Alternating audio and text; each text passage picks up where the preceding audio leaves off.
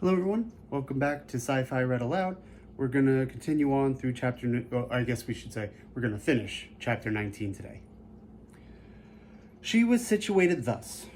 2 miles on the starboard side appeared Gilboa, stretching from north and to west like an immense arm. Toward the south and east, some coral showed itself, left by the ebb. We had run aground, and in one of those seas where the tides are middling, a sorry matter for the floating of the Nautilus. However, the vessel had not suffered, for her keel was solidly joined. But if she could neither glide off nor move, she ran the risk of being forever fastened to these rocks, and then Captain Nemo's submarine vessel would be done for. I was reflecting thus when the captain, cool and calm, always master of himself, approached me. "An accident?" I asked. "No, an incident. But an incident that will oblige you, perhaps, to become an inhabitant of this land from which you flee." Captain Nemo looked at me curiously and made a negative gesture, as much to say that nothing would force him to set foot on terra firma again. Then he said, "Besides, Monsieur Aronnax, the Nautilus is not lost. It will carry you yet into the midst of the marvels of the ocean. Our voyage is only begun, and I do not wish to be deprived so soon of the honor of your company." "However, Captain Nemo," I replied, without noticing the ironical turn of his phrase, "the Nautilus ran aground in open sea. Now the tides are not strong enough in the Pacific, and if you cannot lighten the Nautilus, I don't see how it will be reinflated." "The tides are not strong in the Pacific. You are right there, Professor. But in Torres Straits, one finds still a difference of 1.5 yards between the level of high and low seas. Today is January 4th, and in 5 days the moon will be full. Now, I shall be very much astonished if that complaisant satellite does not raise these masses of water sufficiently, and render me a service that I should be indebted to her for."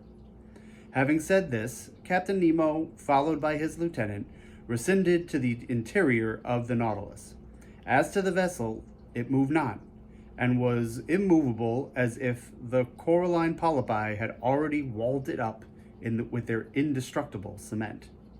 "Well, sir," said Ned Land, who came to me after the departure of the captain.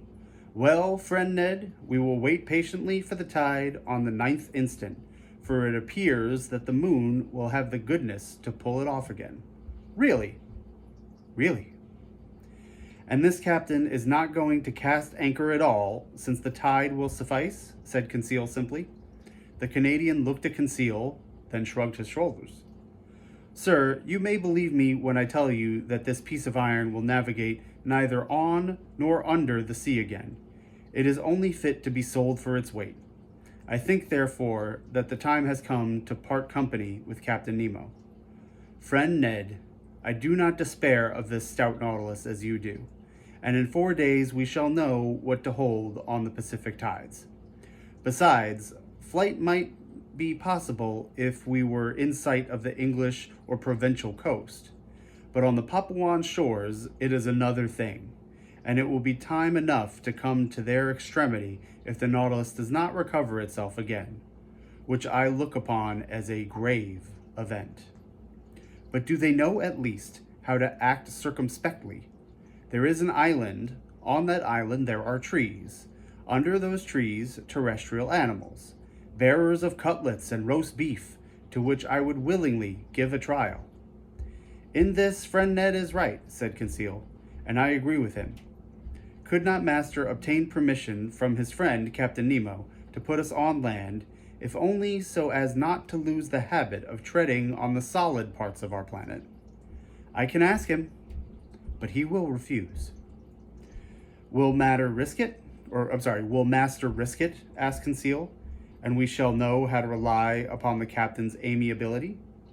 To my great surprise, Captain Nemo gave me the permission I asked for, and he gave it very agreeably, without even exacting from me a promise to return to the vessel. But flight across New Guinea might be very perilous, and I should not have counseled Ned Land to attempt it.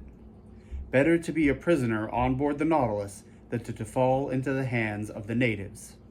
At 8 o'clock, armed with guns and hatchets, we got off the Nautilus. The sea was pretty calm. A slight breeze blew on land.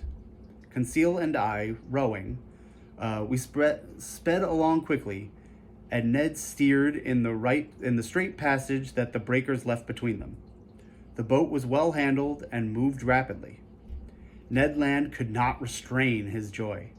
He was like a prisoner that had escaped from prison and knew not what it was necessary to re-enter it. "Meat! We are going to eat some meat, and what meat?" he replied. "Real game, no bread indeed. I do not say that fish is not good, we must not abuse it, but a piece of fresh venison grilled on live coals will agreeably vary our ordinary course." "Gourmand," said Conseil. "He makes my mouth water." "It remains to be seen," I said, "if these forests are full of game, and if the game is not such as will hunt the hunter himself." "Well said, Monsieur Aronnax," replied the Canadian, whose teeth seemed sharpened like the edge of a hatchet. "But I will eat tiger, loin of tiger, if there is no other quadruped on this island." "Friend Ned is uneasy about it?" said Conseil. "Whatever it may be," continued Ned Land, "every animal with 4 paws without feathers, or with 2 paws with feathers, will be saluted by my first shot." "Very well. Master Land's imprudences are beginning." "Never fear, Monsieur Aronnax," replied the Canadian. "I do not want 25 minutes to offer you a dish of my sort." At 8:30, the Nautilus's boat ran softly aground on heavy sand after having happily passed the coral reef that surrounds the island of Gilboa. Thank you, everybody. We'll be back tomorrow, starting Chapter 20.